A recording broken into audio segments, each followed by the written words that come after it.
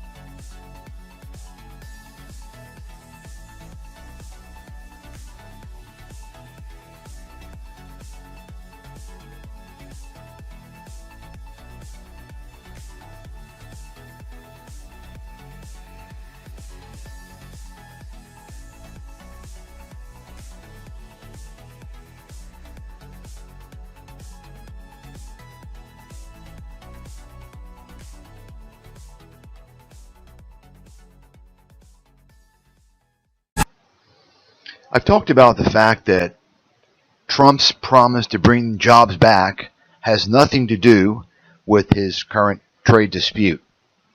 In fact, as I have pointed out, his trade dispute, the majority of it, which is involved with protection of intellectual property from U.S. corporations, actually promises, if there's a resolution and a negotiation, promises to actually send more jobs overseas to China.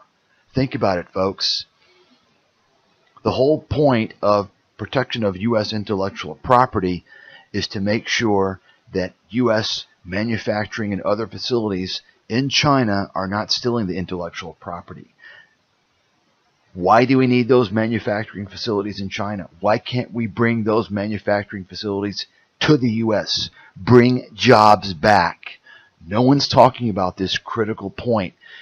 Maybe I have an advantage in this area since I actually wrote in detail about the trade issue with China and other countries in 2006 in America's Financial Apocalypse. In detail, by the way. No one else in the world had a clue about this stuff. But of course, I've been banned. And I'm proving once again that I'm the leading expert in the world in the capital markets. So let's go ahead and listen to a great example of how one of these political hacks wants to make you think that the trade negotiation is all about protecting your job, your U.S. worker job. Senator Cassidy, thank you for joining us. President Trump saying that he is fully prepared to increase tariffs on a host of different Chinese goods on Friday. Your response? Yeah, if that's what it takes to get the Chinese to honor commitments and to come to the table for that which is fair to both countries, I'm all for it. I'm a free trader, but I am for fair trade, and I agree with the president on that.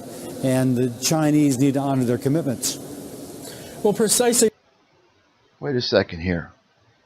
He's for free trade, but fair trade. Think about that for a second, folks. What does that have to do with jobs? What does that have to do with bringing jobs back to America? Remember, Trump didn't run on a campaign of creating fair trade. He ran on a campaign of getting rid of free trade. Right? Wasn't that his mantra? Bringing the jobs back. Not making sure that trade would be so-called fair. And the process that Trump has gone through to make sure that trade is fair is focused on intellectual property. That's the main focus. There are other issues, of course, but the main holdout with China has been intellectual property. And that only benefits corporate America. It does not benefit U.S. workers. In fact, it harms U.S. workers because it creates a better environment in China for protection of U.S. intellectual property assets.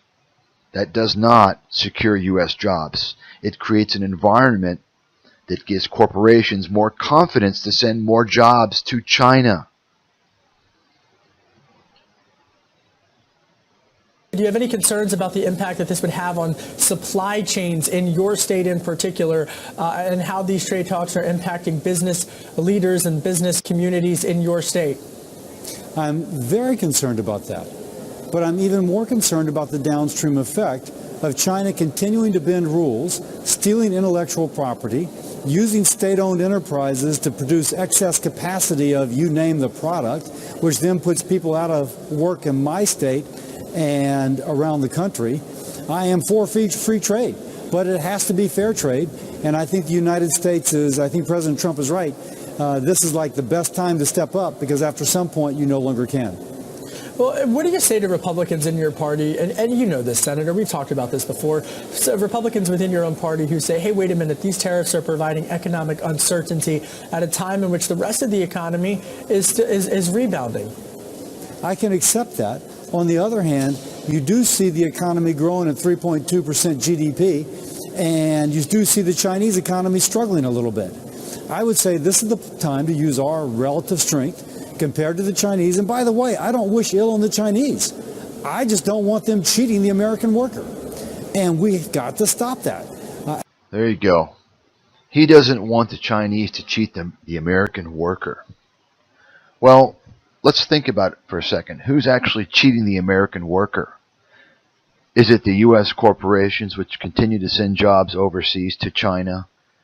Is it the U.S. corporations? Is it the Trump administration which is holding out on a trade dispute to make sure that U.S. corporate intellectual property is protected in China in order to make sure that jobs remain in China? Who's protecting U.S. jobs? Who's sending jobs overseas? Do you understand, folks?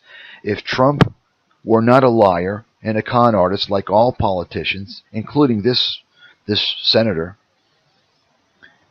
they would just bring the jobs back. They wouldn't have a concern for intellectual property. It's all about corporate profits, folks, just like the tax cut that Trump floated through Washington. It's all about the corporations. The investor class runs the country. You need to wake up and stop believing all the bullshit. Use the brain that God gave you to do some basic thinking. It's not that difficult to see what's going on. But if you're under mind control with the media and you're believing all these hacks, then you're going to go with the flow. You're going to just go through and not question things.